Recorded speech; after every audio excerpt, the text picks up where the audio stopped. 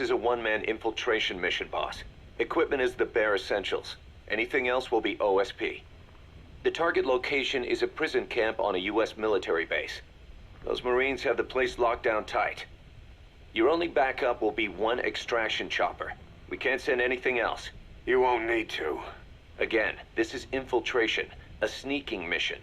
Your #1 priority is remaining undetected. Use discretion before engaging any guards you encounter. Be mindful of their sensory perceptions: sight, sound, smell, and pain. Fortunately, these atmospheric conditions will continue until dawn. That should provide you with some cover. At least the weather's on my side. Your mission objective is to rescue Chico and Paz. According to Chico, they're both being held at an old prison facility. Recon from the intel unit supports this, so it's safe to assume that's where they are. Once you've gotten them to the RV, call in the extraction chopper. I'll monitor the situation and offer guidance from here, but you'll be the one in the field. How you handle this mission is entirely up to you, boss. Snake, yesterday we received official communication from the IAEA. It says, "It has come to our attention that your organization recently purchased nuclear fuel from Uzbekistan authorities. We request permission to inspect your facilities." What a load of bullshit. Yeah, they're after Metal Gear Zeke's nuclear warhead. I'm betting this is payback from Cypher after Paz's leak. Using the UN. There's no telling how much influence they have. But the IAEA can only do inspections in countries that are party to the NPT. And we're not a country. Exactly. We haven't signed a safeguards agreement with the IAEA over peaceful nuclear use, and we're not obligated to report any nuclear material we have, nor information about any nuclear facilities. The IAEA has no authority to inspect us. But despite all that... That nuke's our last line of defense. We don't want to announce we have it until the world is preparing to wipe us off the map. Until then, we let everyone think we're just a private army with conventional firepower. What's Huey's take? That the problem's how to hide the nuke in Metal Gear. But I gotta tell you, he was all for it. I see. But there's no way we can have the IAEA poking around here. So what do? Ignore them? Send them an official letter of refusal. Say that we're a private organization and we've done nothing to attract this suspicion. You got it. We finished Zeke's waterproofing reinforcement yesterday. The day after tomorrow, we'll be done installing the main depth control tank, the compressed air tank, and the attitude control propeller pod. Huey. If the underwater test goes well, next week we'll try the 300-foot seabed depth. Drop the act, Huey. How did we end up agreeing to the nuclear inspection? Because after you sent that letter, I told them. After careful reconsideration, we agree to your request. And frankly, we should be inspected. This is our chance. If they come and go without discovering the nuke, we can tell the world we're clean. Of course, it's risky, and we'll have to make sure everything's perfect, but it'll be worth it. Huey, can they do an inspection without going through the Board of Governors? We contacted the IAEA's admin branch, and they said there's no record of us being brought up at any of the board's meetings. I'd say probably a preliminary inspection to determine whether we should be referred to the board. So it's bound to be a small inspection team, and they won't be here that long. Don't worry, leave everything to me. Has the media gotten wind of this? Yeah, 2 major Western networks want to do stories on us. I planned on saying yes. What? You want to broadcast this place to the world? That's why I agreed to the inspection. This is a golden opportunity. We can use the media to prove to the world we don't have a nuke. Besides, even if we said no, it would just be delaying the inevitable. Kaz, our hands are tied now. Start getting the place ready. Thanks, boss. Don't get the wrong idea. You set it up so that any more changes of heart will arouse suspicion, that's all. Zeke stays, but we'll have to move all other AFVs to shore. Any potential troublemakers can go with them for some mandatory R&R. Sound good, boss? Just do it. About the inspection, what do we tell the men? The truth. What else? The one thing we don't need to worry about is anyone here spilling the beans about Zeke. Good point. What about the Sandinistas? There's still quite a few of them left on the base. I hate to say it, but it won't look good having Soviet bloc personnel here. The problem is, moving a group that size in a hurry would look even worse. At least Amanda's on assignment in Cuba. They'd recognize her. She should stay put for now. All civilians save Huey will have to return to their countries. Even your Parisian. Of course. We'll get her whatever paper she needs. Dr. Strangelove's departure came at a perfect time. The less Zeke-related staff here, the better. Wait, she left? That's right. You were away on a mission. She left last week. There's nothing cooking in AI weapons research, and Zeke is complete. There was really no reason for her to hang around. I'm surprised Huey let her go that easy. Yeah, his crush on Strangelove was never much of a secret, huh? He followed her everywhere while Zeke was in development. Boy, would she get pissed. But he does have a lot on his mind right now. I've got bigger issues to deal with. That's what he said. That's the spirit, Huey. 10 days ago, we got reports that Paz was still alive. She survived. She was rescued by Belizean fishermen who found her drifting in the Caribbean. So what's the plan? Silence her before we're compromised? No. I've got something else in mind. Our friends at Cypher suspect Paz could be a double agent.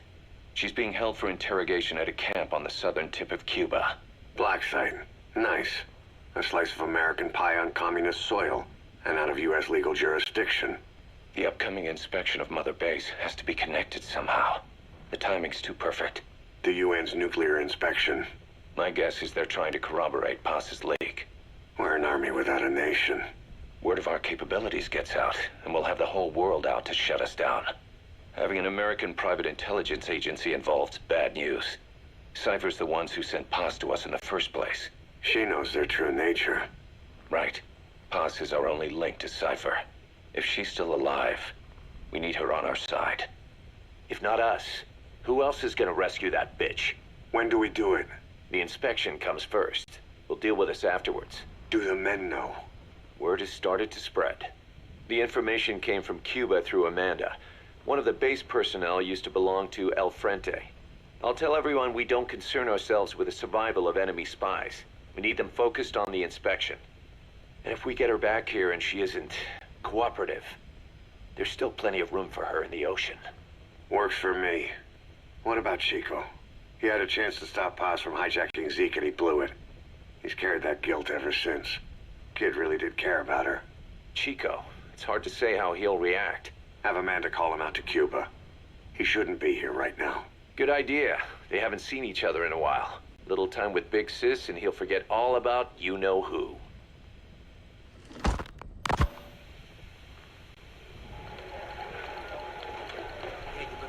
What? Still no sign of Chico? What's going on? It's Amanda in Cuba.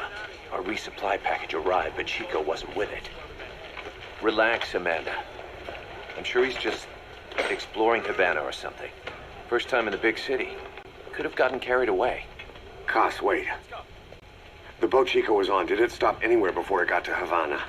Yeah, it had to refuel at Santiago de Cuba. You don't think... Oh, shit. You gotta be kidding me. He does this now? It's 60 miles from Santiago to the prison camp. Chico used to cross the mountains with the older Sandinistas like it was nothing. He'll make that in 3 days. Still, even if he does find his way there... You know how reckless he can be. Chico thinks we've abandoned Paz. That's why he's doing this. We'll start by having the intel detachment in Cuba look for him. We can't let him be captured. There's some cages to the east of a big building. East an old grassy facility. That's where we are. Help me, Snake.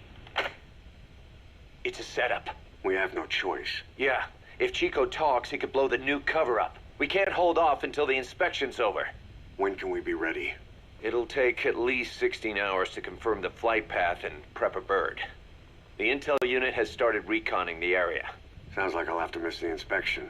Boss, we'll just have to send someone else to get them out. No. I'll go. Yeah, Chico and Paz would only take orders from you anyway.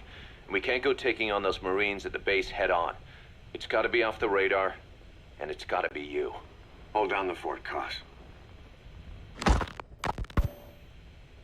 Snake, You can forget about civil liberties where you're headed. God only knows what they'd do to you if you got caught.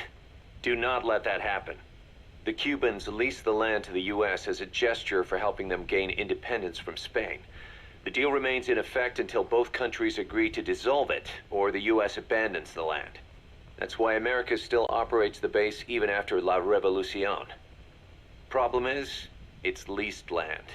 Meaning it isn't American soil, so the U.S. Constitution doesn't apply there. That allows them to withhold its civil rights protections. Yeah, that's Uncle Sam's excuse. The area was originally only for detaining refugees from countries like Cuba and Haiti. But a few years ago, the CIA and its like started using it as a black site. Enemies of the state are renditioned there and subjected to extreme forms of interrogation. You can bet Cypher had a hand in that. As you'd expect, American and other Western human rights organizations aren't allowed anywhere near the place. What happens there disappears down the memory hole. Who knows what they're doing to Chico and Paz? I'd like to interrogate her ourselves. But if worst comes to worst, make sure she's dead. Chico, on the other hand, we have to bring back, fast. He knows too much about us. Cos? The area is surrounded by mines placed by both the US and Cuba, making escape on foot impossible. You're heading into the lion's den, Snake. Don't take this one lightly. Come back in one piece. Yeah.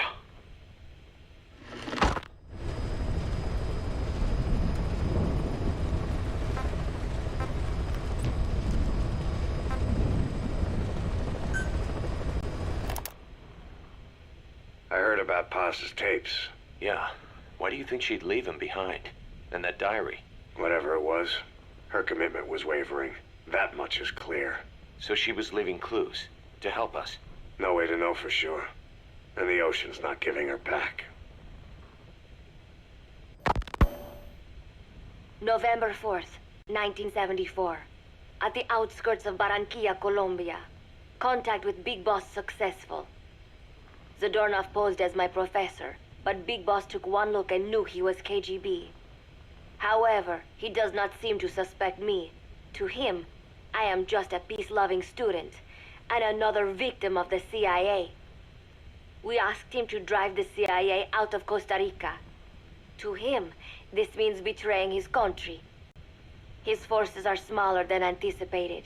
They drift from place to place with nowhere to call home. That provided us an opportunity, so we seized it.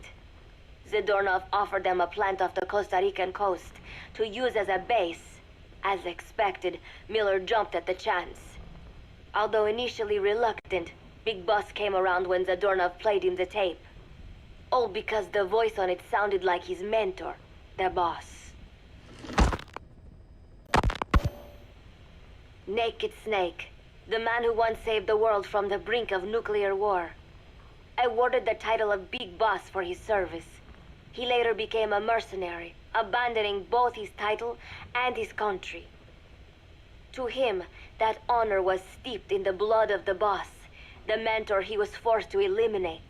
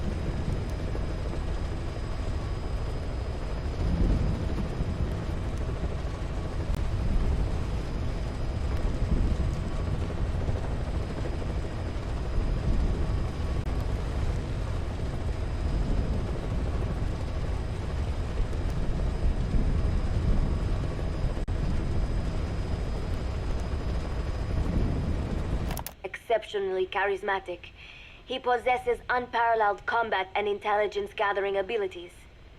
His only discernible weakness is her. This operation hinges on how effectively we can exploit that. Kazuhira Miller is Big Boss's lieutenant. Half Japanese, half American. He once served in Japan's self-defense force. Though he and Snake first met as enemies, they discovered a common bond and together built their private army, with Miller directing business and administrative affairs. He comes off as shallow, but his true intent is hard to read.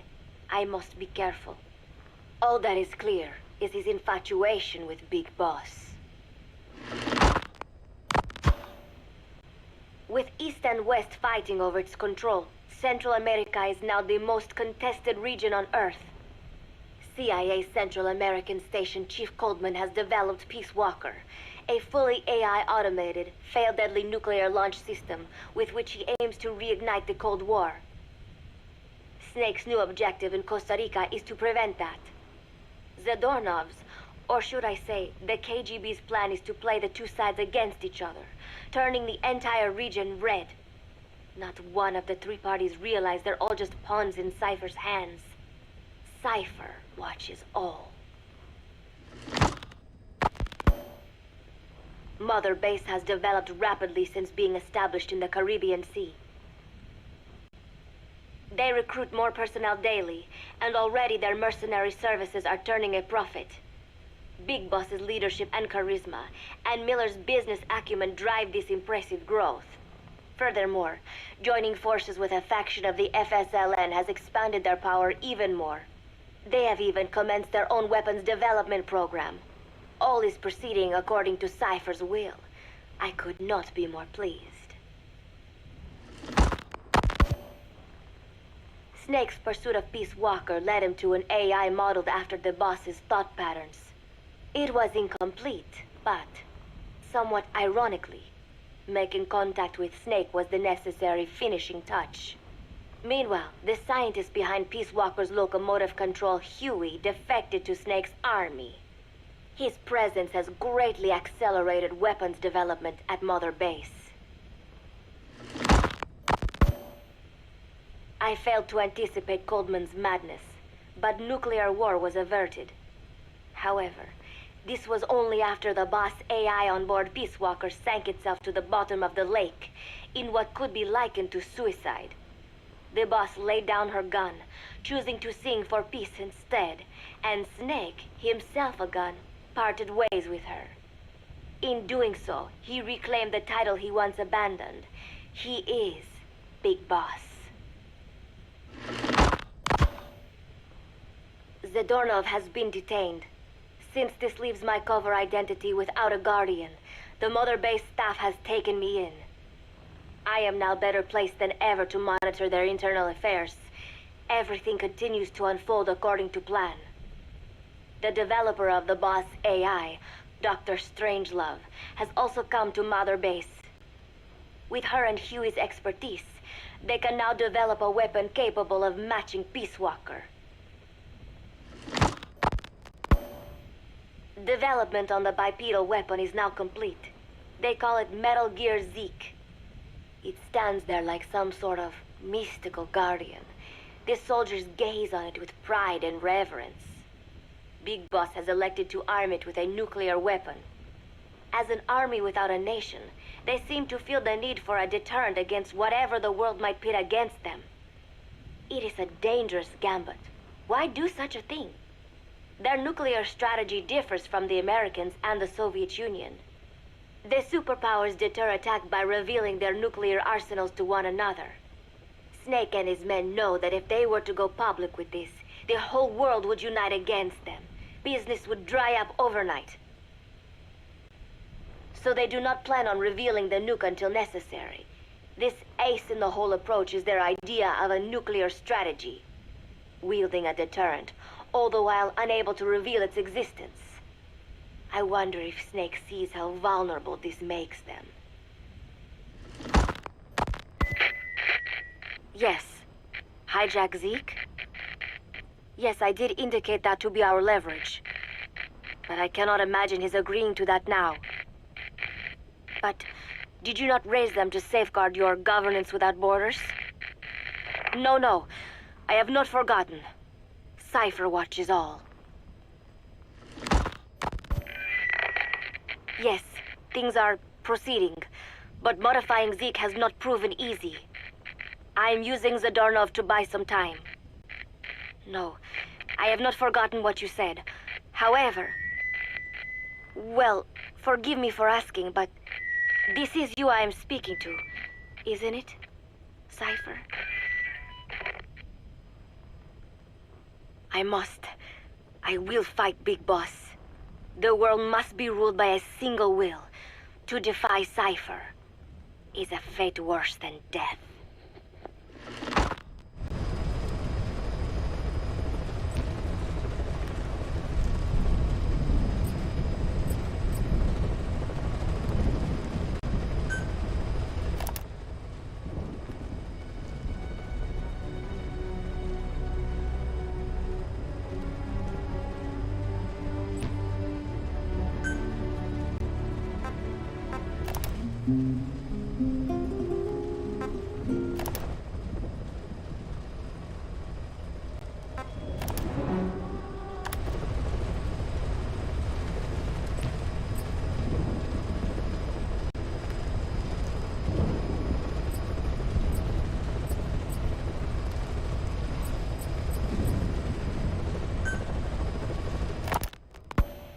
As of today, I will be living here at Mother Base.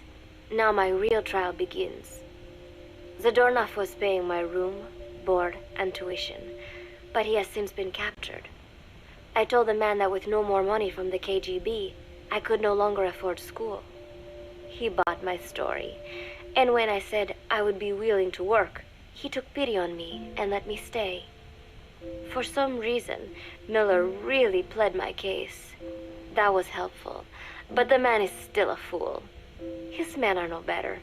They think their training makes them strong, but that kind of strength is nothing in the face of true power. And better yet, they wait on me hand and foot, believing I am just a schoolgirl.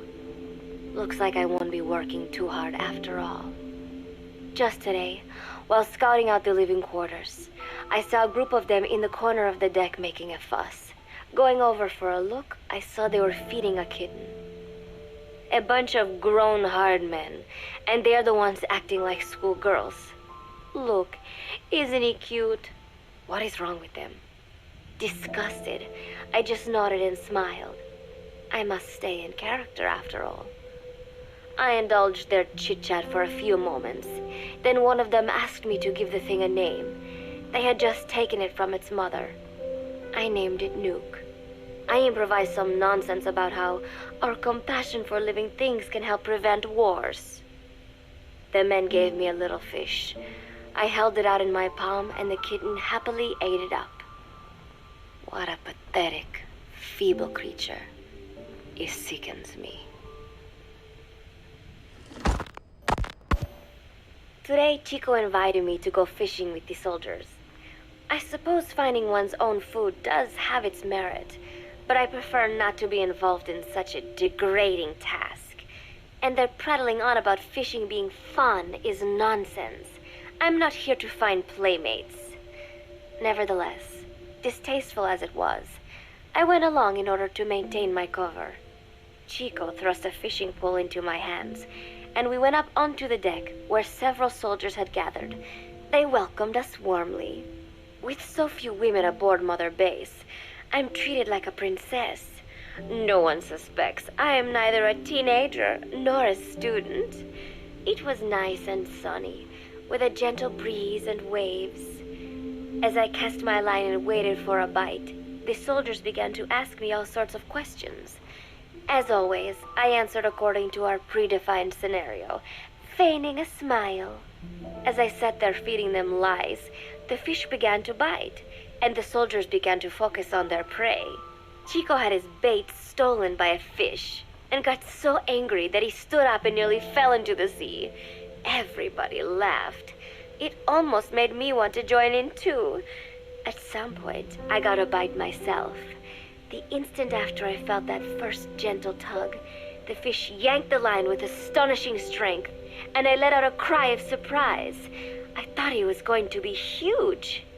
It was my first time fishing, and I was a bit flustered, so the soldier beside me helped by supporting the pole from behind. "Reel it in," they shouted. I nodded, turning the handle as fast as I could. I wondered what kind of fish lived below the surface, and thought back to the deep sea dives I had to do as part of training. Those were difficult days, but I remember finding the multicolored fish gliding through the water incredibly soothing. After a hard fight, I pulled it up. To my surprise, it wasn't even half a vara, rather anticlimactic.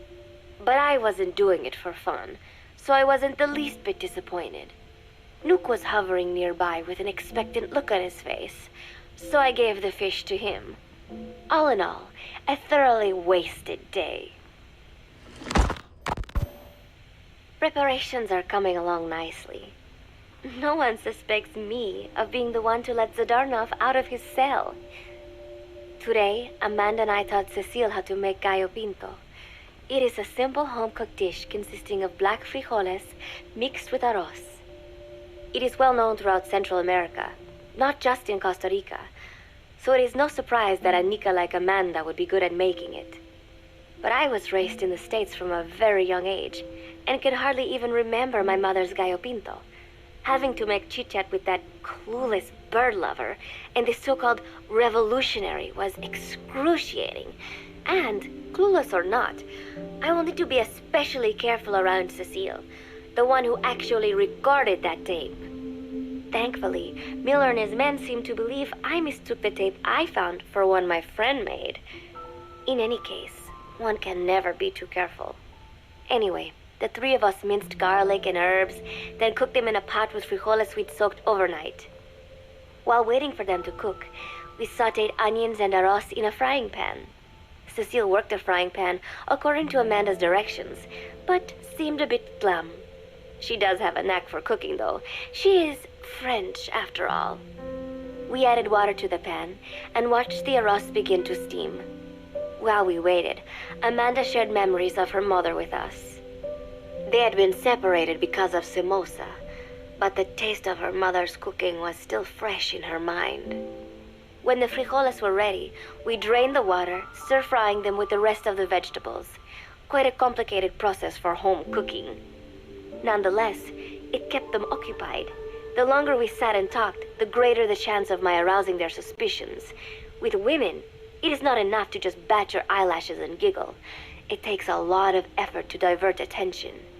When the arroz was done cooking, we folded it into the frijoles and added salsa, stirring the mixture as it simmered.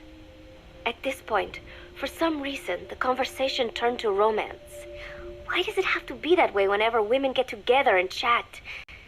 Cecile fancies herself to be well-versed in such matters, and gave Amanda all sorts of advice. It was harmless enough, until, to my irritation, she began pestering me whether there was anybody I liked. "Not right now," I said, trying to dodge the question. But she pressed on. "It's Snake, isn't it?" I gritted my teeth and played it coy.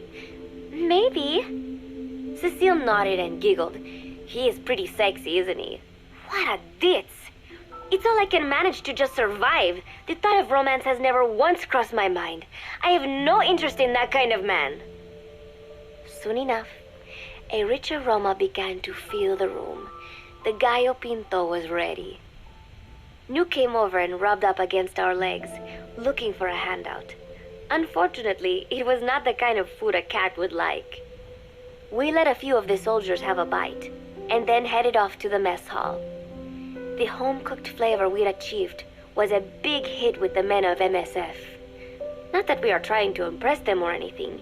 Even I could manage a dish like that. Snake enjoyed it too. Let me make this absolutely clear.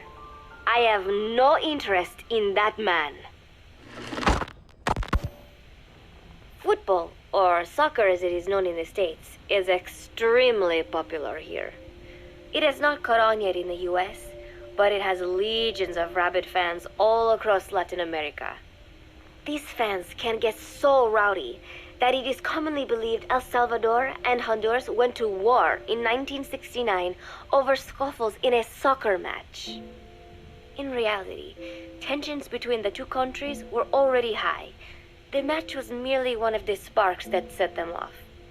But these people are so passionate about this sport that the story seems plausible. Predictably, many of the soldiers here are fans. They have apparently divided themselves into Costa Rican and Nicaraguan teams and started playing each other. To play, you need a ball and 2 goals. The R&D team built and set up simple goals on the deck. I had absolutely no interest, but Chico insisted that I come and watch. It was not a proper match by any means. The pitch was not even regulation size, but the players and spectators alike got pretty excited. They banged empty cans and shouted cheers through the handmade megaphones. It almost felt like carnival. Huey, the referee, blew a whistle to start the match. The soldiers' training has left them in excellent physical shape, but they lacked the honed skills of professionals and their play was quite rough. Midway through, one of the men collided with another. They started shouting at one another, but Huey stepped in. "I thought we had forsaken our countries, become one with the earth," he said, quoting Snake. "We're not competing for national pride here, and we are not fighting for the good of any one country. This is not a war. Soccer is a peaceful sport, am I right?" The soldiers nodded. They know the pain of war, and they share Snake's vision. Perhaps that is why all this resonates with them. Team Costa Rica was down a man, and somehow I was picked to fill in. Costa Rica had the advantage up until that point. I suppose Huey wanted to keep it balanced. The soldiers agreed with Huey's call. Maybe the Costa Rican players felt an even matchup would be more fun too. I could not be bothered to run at first, but chasing the ball out there in the hot sun, I was soon drenched in sweat. Before long, I found myself actively seeking out the ball, partially out of desperation. I picked up a loose ball deep on the opponent's side of the field. Even though he's Nicaraguan, Chico cheered me on, yelling, "Go for it, shoot!" I launched the ball as hard as I could, only to have it blocked by the keeper. Disappointment only increased my determination. In the end, I didn't score a single goal, and Costa Rica gave up its lead. It was really close, though. We congratulated each other on a good match and sprawled out in the shade on the deck, exhausted. The ocean breeze felt so nice on my sun-soaked body. Nuke came over. It is one of his favorite spots, and stretched out next to me. And together, we watched fluffy white clouds drift lazily across the clear blue sky. It was lovely out today, so I decided to sun myself in a lounge chair up on the deck when Strangelove came up to me. Despite the heat, she was in her usual long sleeves and pants. I waved at her. She looked away and mumbled, "Hello there. Fancy meeting you here." I asked if she needed anything, feeling her eyes creeping up and down my body like she was savoring it. Finally, she swallowed and said, "You have such beautiful skin." Bewildered, I shook my head and said, "No, not at all. I had heard rumors that she was a lesbian, but she couldn't be after me, could she?" She continued to stare and said, "No, it is beautiful, but you must not let yourself get so tanned." And then she took my hand in hers. "What is wrong with a little sun?" I asked, trying to cut the conversation short. But she shook her head violently. "No, you mustn't. A young lady should take better care of her skin." She was acting strangely now, as if aroused. She lectured me on the perils of tanning, how it ages skin, causing wrinkles and spots, and in the worst cases, even skin cancer. I knew already that tanning could cause spots, but I thought only pale-skinned Anglo-Saxons had to deal with that. Having a scientist tell me it causes aging, though, that spooked me a little. If I am to keep playing the teenager, I will have to start paying more attention to my skin. Sensing my anxiety, she took a small tube from her pocket. She said it was the sunscreen she always used. She told me to keep it. I didn't know what to say. I was more than happy to take it, but exactly what were her intentions? Was she merely being nice? Or is she really into me? Either way, there was no reason to refuse, I suppose. I have undergone training. An out-of-shape woman does not pose any real threat to me. Having power means not being afraid. It is the same on a global scale. A country with nukes can dictate terms to a country without them. I thanked her and took the tube. Then she offered to put some on for me. She squirted some lotion onto her fingers and began rolling it into my chest. It happened so suddenly, and I was so taken aback that I did not even think to protest. She caressed my stomach with her long white fingers, then slid them upwards between my bikini-clad breasts. What? Wait, I sputtered as her moist eyes met mine. She was beautiful. Somehow, I found myself captivated by this woman more than 10 years my elder. Hold still, she whispered in my ear. I nodded silently, unable to refuse. My body went limp, motionless, as if in a trance.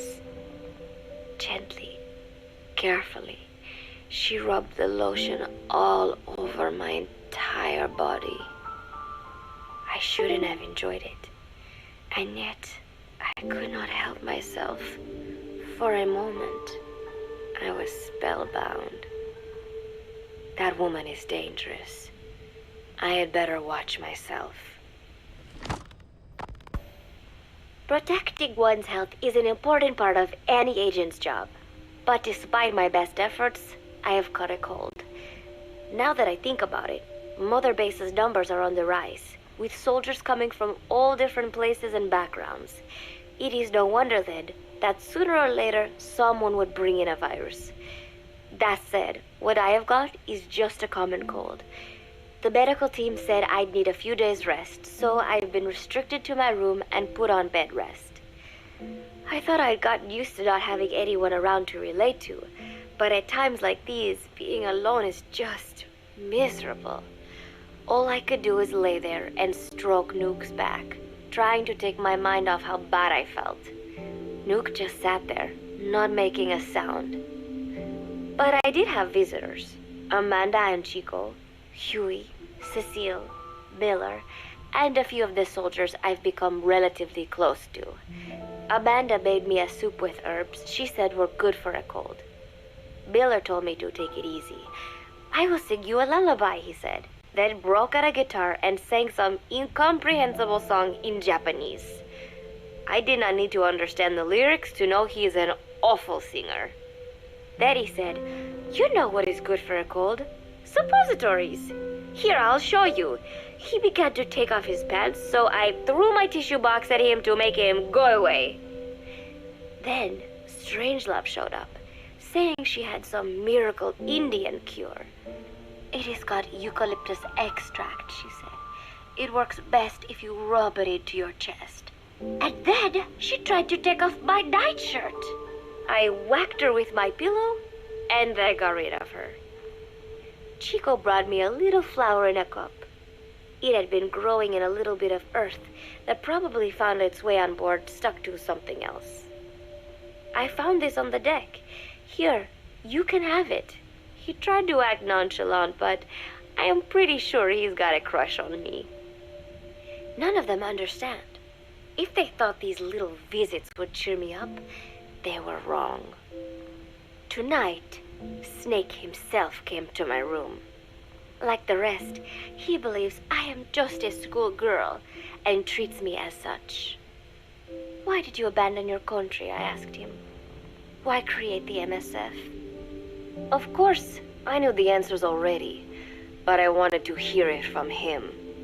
As I had imagined, he was not exactly forthcoming. All he would say is that his country abandoned him because all he could do was fight. And that is why he needed the MSF, because that is all he is any good for. Then he said, fighting is the only thing I understand. But that does not mean I have got a grudge against those who believe in peace. I am not one of them, and I do not believe in peace. Conflict is in man's nature. We fight our enemies in order to survive. Maybe we are not so different after all, he and I. But that is exactly why I'm going to have to kill him. Or else he will have to kill me. When I stop and think about this wretched existence, being killed by a man like that suddenly does not seem like such a bad thing. Every month, Mother Base throws a party for all the soldiers whose birthdays fall in that month. There is something strange about a military organization having parties. Really though, it is just an excuse to drink and make noise. It is not easy to get alcohol on a fortress in the middle of the ocean. Most days they are training from dawn till dusk. They do not have time for things like drinking. That is why Snake and Miller came up with the idea, to give everyone a chance to let loose. Obviously, a bunch of boors like that are not going to bother with blowing out candles on a cake. Rather, they sit there in a cloud of cigarette smoke, drink beer, eat meat, tell tasteless jokes, and swap crude insults about one another's hometowns. But it hardly ever breaks out into something serious. They talk up a storm, but they're just having fun. It is funny. You have got members of FSLN rubbing shoulders with the UCLAs, people who once would have considered the other mortal enemies. I wonder if that is what makes Big Boss so popular. In leaving their countries behind, they leave their hatred for other countries too. Miller seemed a little protective of me. Hope they're not being too crude, he said. But soon enough, he too was drunk. He yelled, "Come here and take a look at the real Kazuhira Miller," then dropped his pants and mooned everybody. The other soldiers burst out laughing. I have never seen such a crude, ridiculous party before. And yet, all these people, laughing and acting the fool. Is this what they call peace? For some reason, I began to think about all that has happened since I came here. Fishing with Chico, cooking with Amanda and Cecile, playing soccer, having visitors when I caught a cold. When I stop and think about it, my time here has been the most peaceful of my life. But that is about to end. I cannot imagine he will be willing to negotiate. It seems I am to fight the legendary Big Boss. I do not know if I'll be able to beat him. But if I have to choose between death and defying Cypher, I will gladly choose death. The thought of dying does not scare me. But if I disobey my orders, the fear and despair awaiting me will be far worse than anything I can imagine. It was Cypher who took me in as an orphan, gave me food and a place to live. His orders may have been unreasonable, but I will never repay my debt entirely. It seems I have no choice. I must fight this man. I must fight Snake. Do you know Miller, Snake's right-hand man? Apparently has got at least one serious weakness. He is an insatiable womanizer. He does not bother me, most likely because he considers teenagers off limits. But he has hit on every single one of the few female soldiers here at Mother Base. They ought to be telling him where to stick it, but end up falling for it so easily. I think some of it stems from the fact that he is actually not that bad looking. Anyway, today, that nasty habit got him in trouble. He and Snake got into one of their rare fights, and I was there to see it. They burst out of the showers, completely naked, trading punches. I am no child. The sight of a naked man does not make me blush. But this was something else. "Maybe this'll teach you," Snake yelled as he slammed his fists into Miller's chest. I heard later that apparently he'd been two-timing someone, and that same someone had gone to Snake with her troubles. As I see it, it is her own fault for letting herself be deceived like that. If she is too dumb to see through Miller's lies, then she got what she deserved. But this was not the first time it had happened, or the second, and Snake read Miller the riot act. Miller argued back, and what began as a shouting match turned into a fist fight. "You son of a bitch," Miller yelled as he swung. Not bad, said Snake, smiling. But not good enough. And then he was back on the offensive. They had already been at it pretty hard in the showers, and their bodies were covered with bruises. Both of these men had been trained for war, their bodies deadly weapons. They were each bleeding from a dozen places. All this from a fist fight. Even so, it was far less gruesome than if they had given it their all. It was obvious that one of them would be dead were they fighting for real. Miller took another swing, yelling, "Try this then!" Snake parried, then responded in kind. But I could tell he was not aiming for anything vital. "You are one tough bastard, boss," Miller muttered. A smile crept across his face as he caught his breath.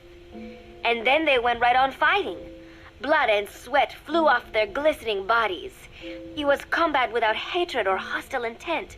I had never seen violence like this before. And yet, it was more than just a friendly tussle. They were utilizing every technique they knew. It was not a sporting match. They were not playing by the rules. How could they keep this up? At last, the two men tired themselves out, and the bizarre scene came to an end. They looked at each other's battered bodies, and then burst out laughing, embracing and congratulating each other on a good fight. It all seemed so idiotic. I still cannot fathom such behavior. But somehow, I got the sense that for all his womanizing, Miller really only trusted one person, and that was Snake. There was no way I could ever come between the two of them. And at that thought, I began to feel as if I had lost. All of Mother Base is preparing for a festival. Since Snake and his soldiers spend so much time fighting, they are setting aside one day a year for peace and relaxation. I do not know all the details, but apparently that is what Snake and Miller decided. These soldiers love the idea, of course. There is so little fun to be had here that everybody looks forward to events like these. That is all well and good, but somehow I got roped into getting on stage. "Come on, we even both have peace in our name," said Miller. "And Zadarnov, that old Ruski's name, has something to do with peace too, right? Hey, as long as we're having a day of peace, we ought to get an act together. The Three-Piece Band." I thought he was joking. He then proceeded to share his idea without bothering to check with me. And now, I am slated to sing. Apparently, he had heard me on the deck one day, and since then he's wanted to form a band. Everybody's looking forward to it, so there is no way for me to back out now. I have never done anything like this, but it does feel kind of nice to know that people are looking forward to it.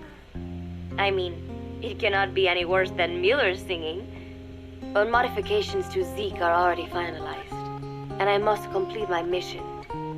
Betray Cypher now, and I will face a fate far worse than death. Still, there's no need to put things in motion just yet. What difference would it make to just wait a little while longer? A whole day of peace. The mission can wait until after that. Can it not? I know I am only delaying the inevitable. When the day comes, one of us will have to die. Snake or me. But still, if I could just come up with some way to stall Cypher, at least until our day of peace. When did I start having thoughts like this? My cover is blown. They know nothing of Cypher or my true objective, but they know I am a spy. There is no more time left. I must act now. I must complete my mission. How did it come to this? All I wanted was 3 more days. Just 3. Miller's already finished writing the song. It is called Love Deterrent. It is about a girl who cannot express her true feelings. I have been practicing. I am no pro, but I was pretty sure I would do a decent job. And now this. Cypher found out that Zeke was complete. He must have someone inside Mother Base besides me, spinning his tightly wound web of control, leaving no room for individual will. Typical. When they found out Zeke was complete, I was ordered to execute the operation immediately. If I was going to enjoy just one day of peace, I had to ensure the plan could not move forward.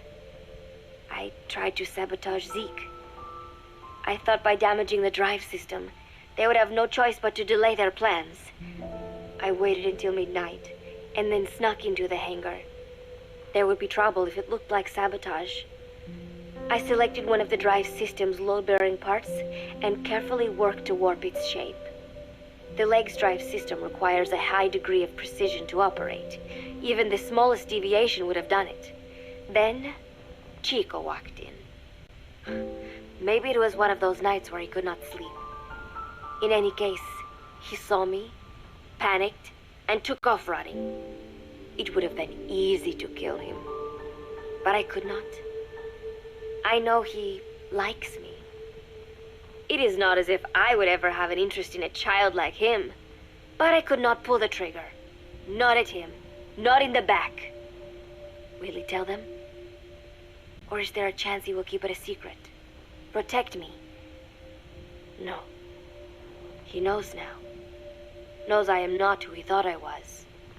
He ran without even questioning what I was doing. There is no chance he does not know. And soon, all I have built here will end. And if Cypher has another agent among them, if he finds out I tried to sabotage Zeke, this place will no longer be my heaven. Then it is settled. I make my move now. Chico walked in before my sabotage was complete, so Zeke should still be operational. It might not run at full speed or power, but I do not have time to fix that. Without Zeke, I do not have a chance in hell of winning. I must act fast before Chico sounds the alarm. I knew it would come to this.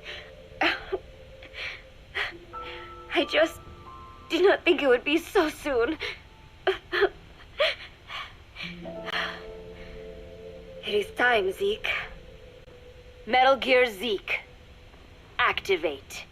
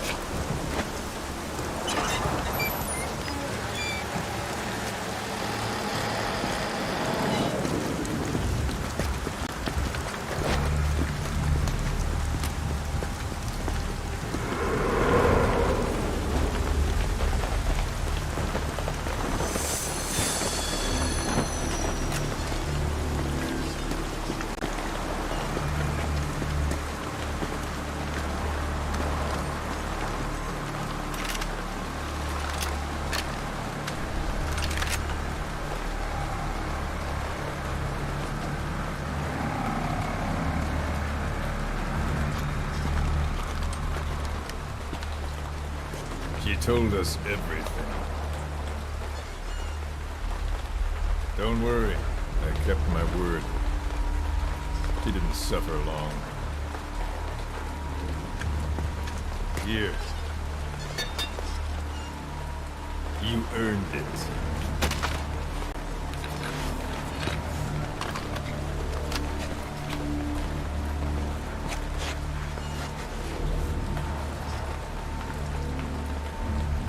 How's it feel to play the traitor? No more war games. You're a real man now, soldier.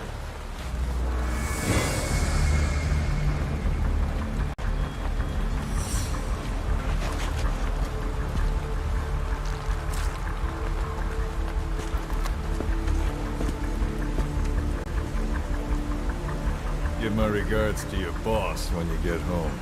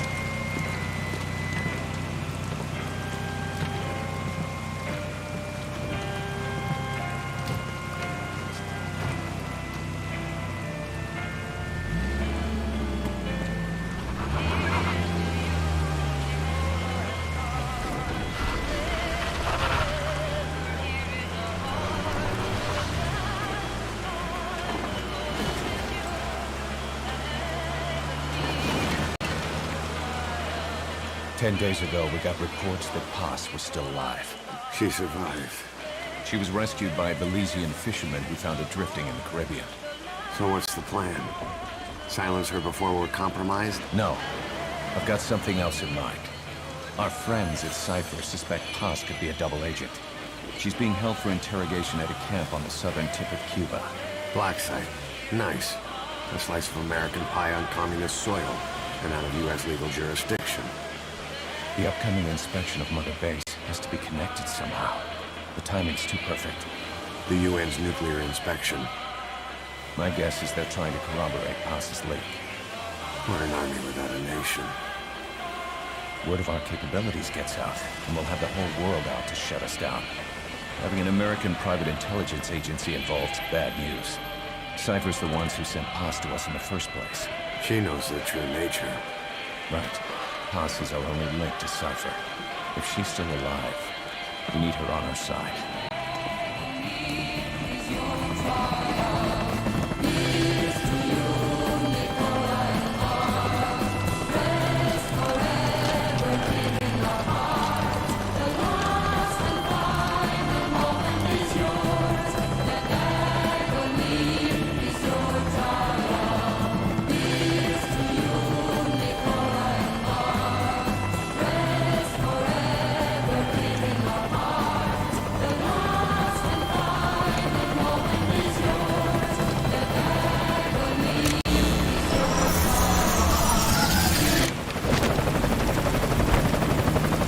Trojan horse is in!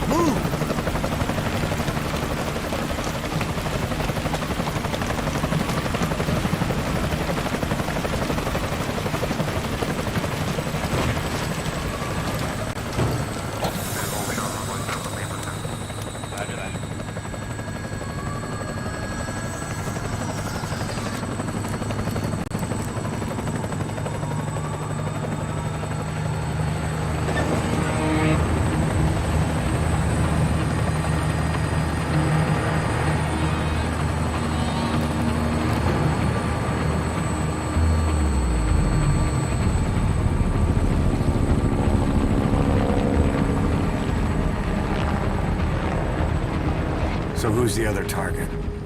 That would be Chico. He's being held in the same area as Paz. Last radio contact was 40 hours ago. Find them both. Bring him back alive. Enter the compound from the south cliff.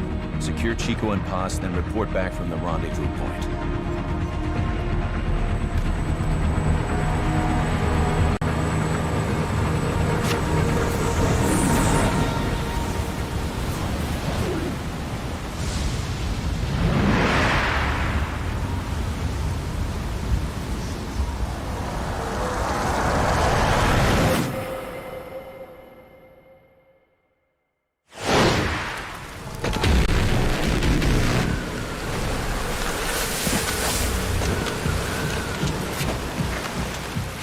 We'll send a chopper from across the Cuban border.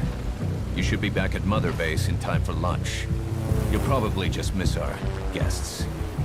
The only catch is you go in solo. The politically sensitive nature of the mission means backup is not an option. Fine. I like some alone time now and then.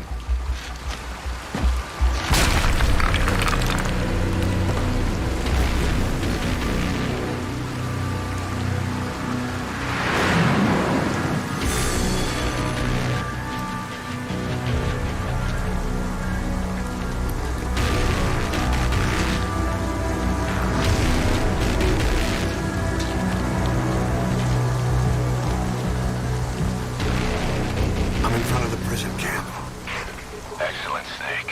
Age hasn't slowed you down one bit.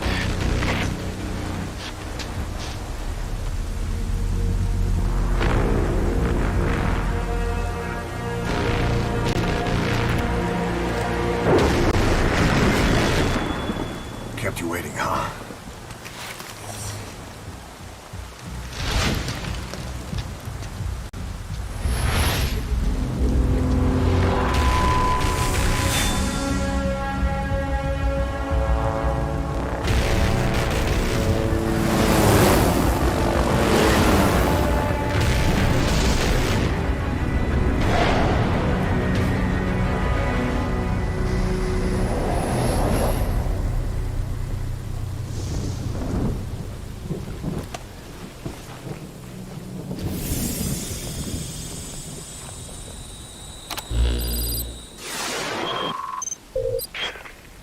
Paz are being held in an old, unused part of the compound. Get inside and head northeast.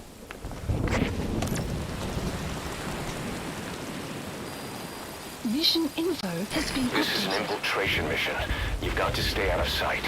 Before you go any further, use your binoculars to recon the area.